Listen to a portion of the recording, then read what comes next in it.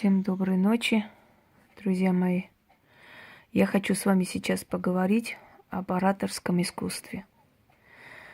Вы знаете, не так давно, наверное, уже где-то лет 20, в принципе, не более, в школах России ввели такой предмет, как риторика.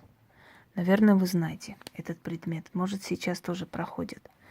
Тогда мы шли те, которым это было нужно, которые хотели бы. Кто-то шел на риторику, кто-то на иные предметы. Сейчас я приспособлю. Угу. Однако, когда я начала ходить на этот урок, я поняла, что этот урок не просто отличный, он жизненно необходим нам всем, особенно в наш 21 век. Дорогие друзья, если помните, профессор Преображенский говорил: беда в том, что многие люди не умеют правильно есть. Так вот, я добавлю, беда еще в том, что многие люди не умеют правильно говорить, и поэтому их не слышат. Даже если они хотят что-то донести, что-то сказать, они это доносят неправильно. Со временем мы очень много используем в нашей речи, очень много слов-паразитов. Слова, которые искажают смысл, слова, которые дешевят общий разговор, беседу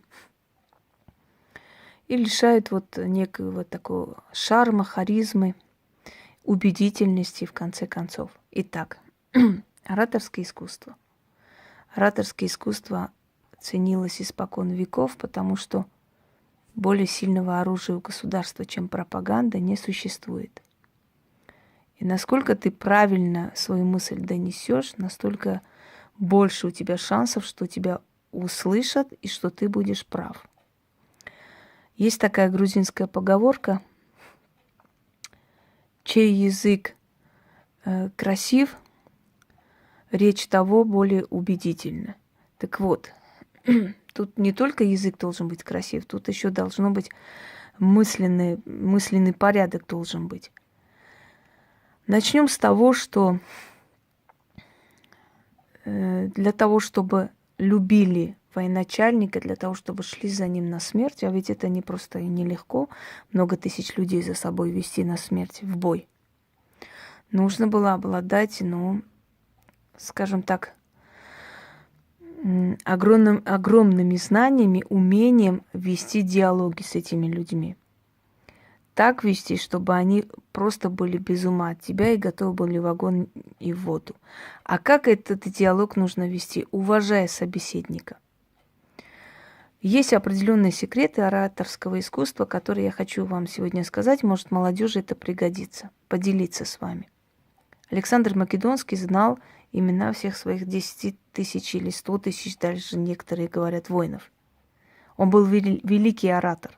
Когда он говорил и призывал к бою, он мог повернуться к любому из обычных, воинов и сказать: ты из такого-то рода, не осрами свой род, сражайся сегодня за меня. И тот человек был уже готов умереть за своего царя, потому что он простой человек, и к нему обращаются, и ему говорят, как с равным с ним говорят. Это имело очень сильное воздействие, это имело просто магическое воздействие. Вспомните русских полководцев, тот же Кутузов, Суворов, Ушаков, адмирал. Они общались с солдатами на простом языке, они показывали, конечно, они знали, они соблюдали субординацию, но в то же самое время они общались с ними наравне, тем самым вызывая огромную любовь солдат к себе. Это тоже один из моментов ораторского искусства — общаться наравне с человеком. Не ты там слышь это, я-то, ты-то, а вот именно вы или брат, или сестра, или друг мой и так далее. Это уже как бы показывает твой уровень, твое величие, но величие, оно в простоте на самом деле. Многие люди, к сожалению, думают, что чем громче они кричат, чем грязнее они выражаются, тем убедительнее их речи. На самом деле это далеко не так. И многие, которые пытаются умничать, пытаются показать свой интеллект, якобы не соответствует физиологически этому и внешне. И поэтому их речь тоже смешна, как бы они ни хотели показаться серьезными.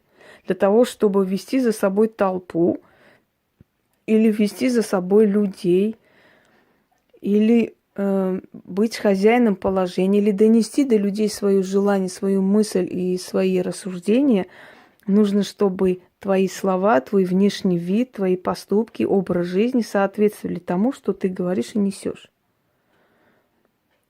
Несешь в массы. Итак, начнем. Если вы хотите, чтобы вас воспринимали всерьез, не пытайтесь понравиться. Если вы будете собирать специальные умные фразы, вы будете выглядеть фальшиво. Ваша речь будет неубедительна. Это будет ощущение того, что вы собрали воедино все великие мудрости мира, всех великих свалили в одну кучу и пытаетесь показаться начитанным, умным, значит, развитым человеком.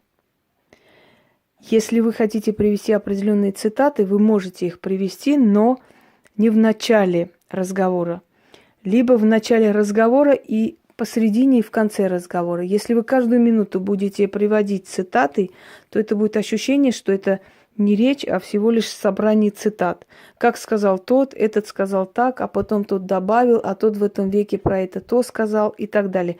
Это уже будет документально фиксированный сборник великих изречений, но никак не речь.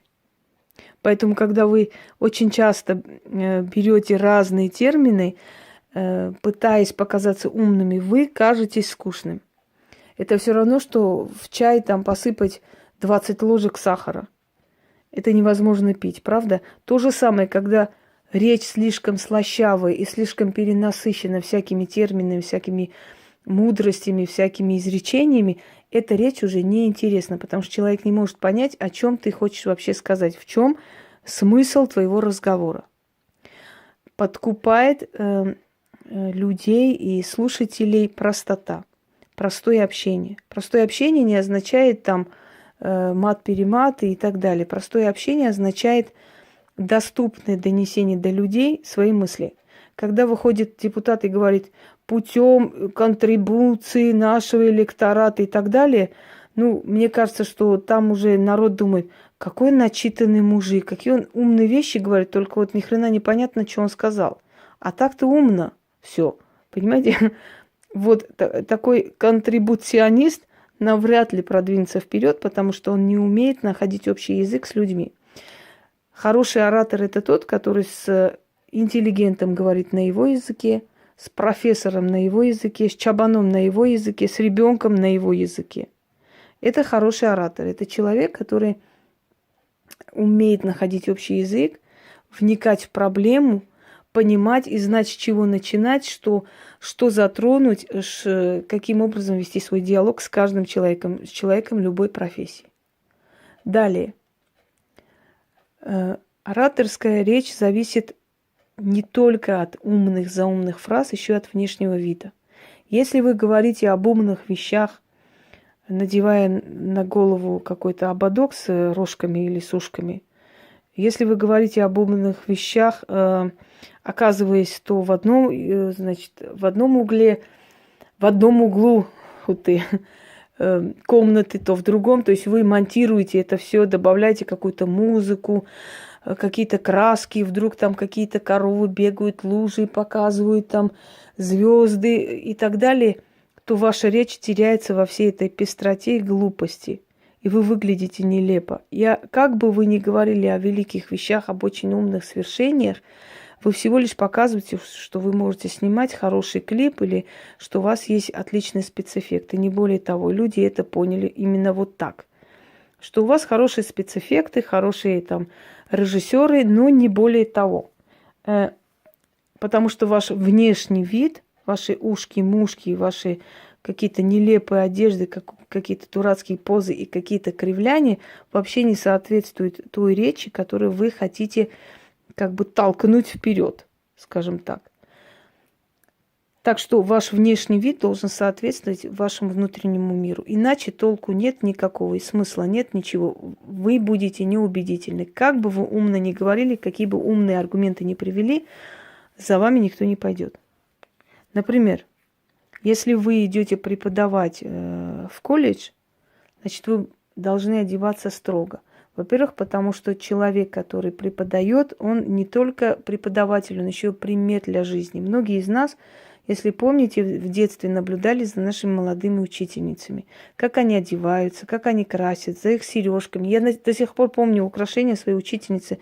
Мне так нравилось вот ее браслет с черными камнями, хотя у меня немало их потом оказалось, но ее браслет с черными камнями мне до сих пор кажется самый красивый на свете.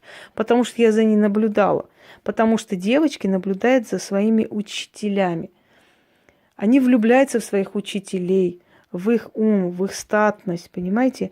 И поэтому учитель должен всегда быть примером. Точно так же, как и оратор должен быть примером. Если ты говоришь, еще раз говорю, о серьезных вещах с ушками и с какими-то прибамбасами и какой-то, ну, то есть какими-то спецэффектами и прочее, никто тебя всерьез не будет воспринимать. И не мечтай, что когда-нибудь твоя речь будет убедительно умной. Тебя, как правило, посчитают за умственно отсталого, либо человеком, который не в себе, ну, у которого не все дома. Но никак не интеллигентного человека. Потому что говорить об интеллигентных великих вещах, лежа там на полу или что-то где-нибудь еще, мне кажется, нелепо. И людям тоже. Так вот, если ты преподаешь в колледже, то ты одеваешься строго, чтобы смотрели не на твою оголенную грудь, а слушали твою речь. Если вы идете устраиваться на работу, вы не должны одеваться как на свидание, потому что будут, во-первых, о вас будет не очень правильное представление, во-вторых, будут нацелены на вашу внешность, а не на ваши рабочие или профессиональные качества. И, может быть, вас примут, но потом с вами будут совсем по-другому обращаться или от вас будут требовать совсем нерабочие, скажем, моменты. Вы поняли меня, о чем я. Поэтому речь и внешний вид очень важны. Далее. Когда вы начинаете разговор о серьезных вещах, не начинайте никогда с шутки, с анекдота. Вас уже всерьез никто не воспримет. Если вы начали с шутки или с анекдота, то все остальное, что вы скажете, будет воспринято как шутка и анекдот, потому что подсознание человека так устроено. Изначально пошутили, посмеялись, значит, это веселая тема. Как бы там потом вы ни говорили о таких более великих вещах. Если вы изначально своим внешним видом высмеяли человека, значит, привели, ну, как бы показали что-то смешное, что-то неординарное, что-то глупое, то дальше ваша речь будет несерьезно воспринята, что бы вы ни говорили, о каких бы страшных вещах вы не вели речь. Если вы хотите пошутить, вы можете это делать, однако не переходя рамки пошлости. Я в последнее время смотрю, наши юмористы уже начали ДП, Х, уже там последние... Они думают, что это смешно и весело, а я всегда считала это тупым американским юмором. Когда торт бьют в лицо уже 100 лет, и все смеются, потому что, ну, более остроумно ничего не придумали. То же самое, если превращать публику в быдло-группу, в быдло-зал, который сидит и хи-хи-хи, как смешно, то, к сожалению, мы катимся не туда. В Древнем Риме говорили, искусство не должно развлекать людей, искусство должно воспитывать людей. Понимаете? Вот искусство нас воспитывало всегда. Мы смотрели «Тихий Дон», мы плакали о несчастной Наталье, и многие Натальи узнавали себя, верных, любящих жен, которых не оценили. Многие Аксиньи узнавали себя, дерзких, сильных, но не совсем верных женщин, которые больше любили себя и свои определенные, скажем, потребности, чем мужчину, да. Хотя безумно любят, ну, могли и пойти налево, то есть они не забывали и о своих телесных каких-то наслаждениях. Или жизнь так заставила. Каждый из них по-своему себя оправдывал. Но эти фильмы учили, как любить, как дружить. Я до сих пор помню в фильме «Тихий Дон», когда Наталья жалуется свекрови Она, мол, что случилось, что у вас с Григорием? И она говорит: маманька, он опять живет с Аксиньей. Вот это настолько, может быть, это пару секунд там промелькнуло, но, друзья мои, это настолько интеллигентный режиссер, интеллигентное время. Вы послушайте только. Она не сказала, он спит с ней, он с ней еще хлеще, которые сейчас в фильмах звучат, сказала бы. Она сказала, он опять живет с Аксиньей, понимаете? То, что она соперница, она не назвала ее сукой-проституткой, она сказала с Аксиньей, то есть имя назвала ее, женщиной, которая уводит ее мужа, и сказала, живет с ней, но не спит, или не шляется, или не таскается, понимаете? Это уже говорит о том, что этот фильм, вообще фильмы и того времени, сейчас есть достойные картины, учат, как правильно жить, как правильно любить, как дружить, даже враждовать достойно, благородно. Далее. Итак, с анекдота или шутки не начинаем речь, потому что дальше речь будет не воспринята всерьез. Не начинаем речь в разных ушках-мушках, речь не будет воспринята всерьез, потому что ваш внешний вид не соответствует тому, что вы говорите. Вы говорите о серьезных вещах, якобы, как вам кажется, но вы выглядите смешно.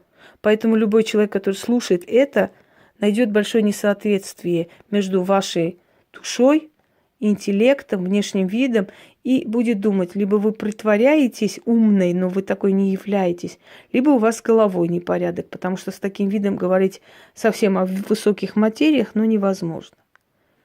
Второй момент. Уже говорила, повторюсь, не нужно нацеливаться на то, чтобы понравиться. Вы когда выходите на сцену, либо вы когда говорите через экран, через камеру, вы должны работать для одного зрителя. Вот перед вами сидит человек, и он вас слушает. Больше ничего. Вы не должны в этот момент думать, мой ролик могут посмотреть 1000 людей, 5000, 10 тысяч. Боже мой, это такое количество людей, как бы мне им понравится. Поверьте мне, как только вы об этом подумали, все, вы будете фальшивить. Вы будете говорить какие-то глупости, вы будете пытаться нравиться, и тем самым вы не понравитесь вообще. Когда мы писали в детстве сочинения, нам говорили, ребята, просто пишите то, что вы думаете, что вы хотели бы сказать, но не пытайтесь понравиться, не пытайтесь писать какие-то определенные фразы, такие великие, потому что это будет нелепо, глупо и фальшиво смотреться. Еще одно правило разговорной речи. Вы должны рассказывать так, словно ваш собеседник никогда об этом не слышал. То есть вы должны это объяснить детально. Объясню почему. Потому что в нашем подсознании есть, я же знаю, о чем говорю, поэтому те должны тоже понимать, о чем я говорю. Такого не бывает. Те не понимают этого. Те понимают то, что ты говоришь, поэтому ты говори так, чтобы они поняли, о чем речь. Если ты рассказываешь о Великой Отечественной войне, например, не думай так. Все прошли, у всех деды воевали, все же это знают. И ты будешь рассказывать вскользь. Считай, что они про эту войну вообще не знали, никогда не слышали. И ты так расскажи про эту войну, чтобы они просто ахнули. Понимаешь, насколько подробно и фактами закрепляешь ты свою речь. Вот и все. Ты не должна думать о том, что они меня поймут, они же тоже знают, они... Это выкидываем абсолютно. В Древнем Риме, когда принимались законы, вот бы нам сейчас, наших депутатов, вот так, по-моему, сократилось бы просто больше половины. Так вот, когда принимались законы или какие-либо предложения для управления государством, мы так цинично относимся и так легкомысленно к государственному управлению. Сидят, котиков, собак рисуют, там делают себе... Как там их, макияж во время, маникюры мажут. Сидят наши слуги народа. Да ладно, рабы народа. Пашут день и ночь. Но тогда относились серьезно к государству. Может, поэтому империя была великой. Как только перестали относиться серьезно, она развалилась. Так вот, в Древнем Риме, когда у тебя было предложение, либо свои мысли насчет нового закона или нового законопроекта или чего-нибудь еще, касаемо управления государством, приносили табуретку, ставили, готовили виселицу. кидали на шею веревку. И человек стоял и говорил свой закон. И его закон должен был быть настолько нужный, настолько умный, настолько правильный, чтобы после этого его возвели уже не просто на ранг сенатора, еще выше. А если он говорил глупость, то ударяли по табуретке и его вешали. Считалось, что такому человеку нечего делать в государственном управлении. Если он посмел прийти за какой-то ерундой тут стоять, то почему он засоряет Сенат? Почему он в управлении государством? Как он туда попал? Какого черта? И уже наказание за это была смерть. Там уже не обсуждалось. Представляете, насколько надо было продуманно, обдуманно свои слова, вообще за свои слова отвечать. Вот сейчас люди абсолютно не отвечают за свои слова. Сейчас пришел такой век, что можно написать, сказать все, что угодно, ничем не закрепив, ничем не доказав, но главное сказать и побольше где. И считается, что это есть правда, это моя правда, я так считаю. Да, вот человек сидит напротив, вот мне кажется, что он 5 раз был женат. Хоть ты бейся об стены, скажи, что я один. А мне вот кажется, что 5 раз. Я так хочу думать, мне так удобно. А значит, это правда. Вот такой век у нас. Вы не должны фамильярничать. Вы не должны говорить, например, мы-то с вами понимаем, но вы же такие умные люди и должны знать и так далее. Это уже лесть. Это очень сильно режет ухо. И чем больше ты так говоришь, тем неприятнее ты становишься. Почему? Потому что когда человеку, например, знаете, когда пытаются молодых людей знакомить, да, говорят, сейчас придет там дочь моей подруги, пожалуйста, вот ты с ней полюбезнее, там не обижай ее и так далее, и так далее.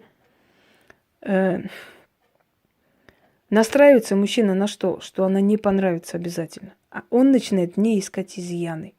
Когда нас пытаются чуть ли не насильно привязать к кому-нибудь, когда пытаются нас свести, когда пытаются как-нибудь познакомить, мы наоборот этому сопротивляемся внутренне. И мы ищем у этого человека изъяны. Может, это отличный человек, но мы почему-то вот к нему уже изначально отрицательно относимся, и тут ничего не сделаешь. Поэтому, когда вы говорите, мы это с вами, вы и так далее, это подсознательно навязываешься ты к публике, а публика этого не любит. Публика любит сама потом решать, ты интересна или нет. Когда ты сама говоришь, я-то одна из вас, я вот такая-сякая, все, считай, что ты проиграл.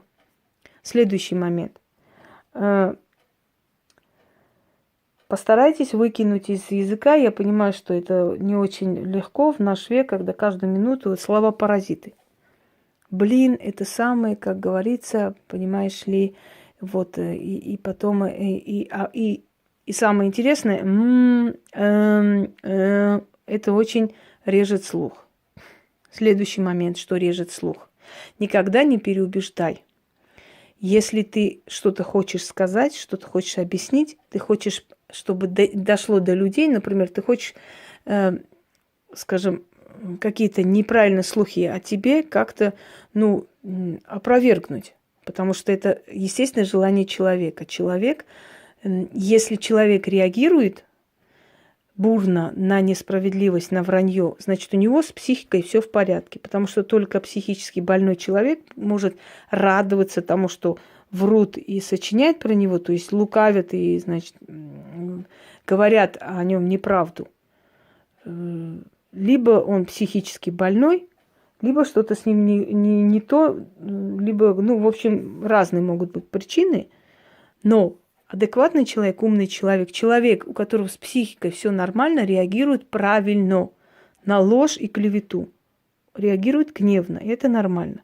Главное, чтобы этот гнев не вышел за рамки, потому что он как раз рассчитан на то, чтобы вывести на эмоции человека. В любом случае, если человек реагирует гневно, это правильно, потому что это все равно, что руку вашу поднесут к огню, там огонь будет сжигать вам руку, а скажут, терпи, не выходи из себя, ничего не говори, не показывай эмоции. Ты не можешь этого делать, потому что естественным путем тебе больно, правда? Есть естественная реакция, то есть, извиняюсь. То же самое. Если человек не опровергает клевету и ложь, или ему все равно, значит, у этого человека какие-то проблемы с психикой. Человек с нормальной психикой правильно реагирует. возмущается. Так вот, если вы хотите не радовать своих врагов, но в то же самое время опровергать эти слухи, не нацельтесь на то. Вот про меня говорят то, вот про меня сказали так-то, вот про меня сказали это-то. Нет, это очень неприятно звучит. Просто выходите и говорите: дорогие друзья, хочу озвучить сегодня такую тему. Вот, тема такая, вот это так. Разложили по полкам, просто, абсолютно не называя, почему вы это сказали, назло кому сказали, или чьи лживые слухи вы опровергаете, и так далее. Абсолютно не касаясь ничего, просто вы говорите, вы выдаете свою тему. Люди, которые не причастны к этим конфликтам и не знают ничего, они ничего не поняли, они твою информацию восприняли как надо, как подобает. Умная, правильная информация.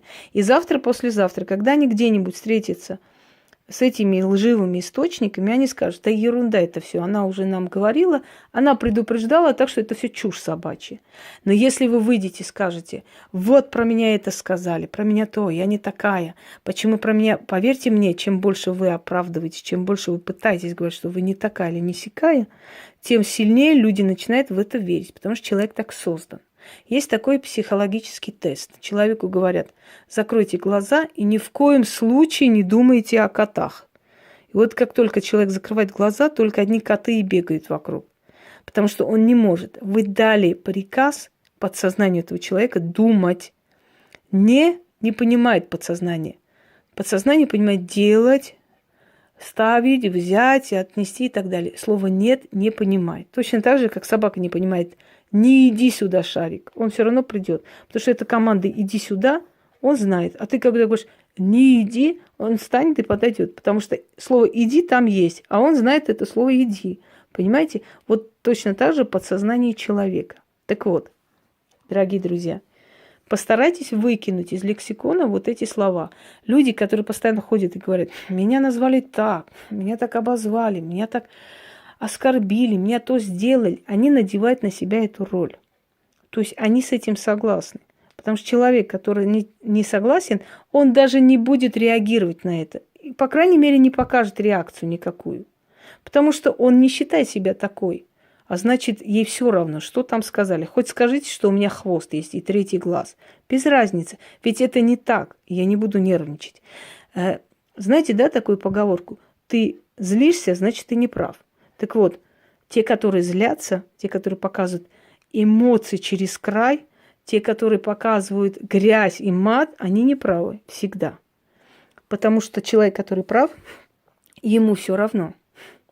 Вот если вы счастливы, если вас любят, и вы знаете, вы убеждены в этом, что так и есть, вы не будете никому ничего доказывать. Поверьте мне, вот вам фотографии, вот вам хотите моего мужа покажу. Вот это, вот смотрите, вот посмотрите сюда, почему вы меня не слышите?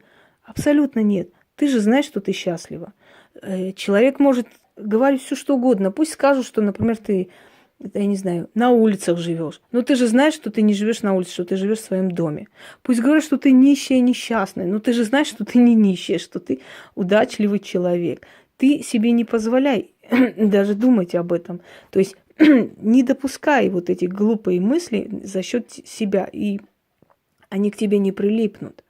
Но люди, которые постоянно говорят о том, что нас обозвали, нас обидели, нам то сделали, это сделали, эти люди, по сути, закрепляют в сознаниях людей именно то, чего они не хотят закрепить. Потому что сказали мы такие, сказали мы сякие. То есть человек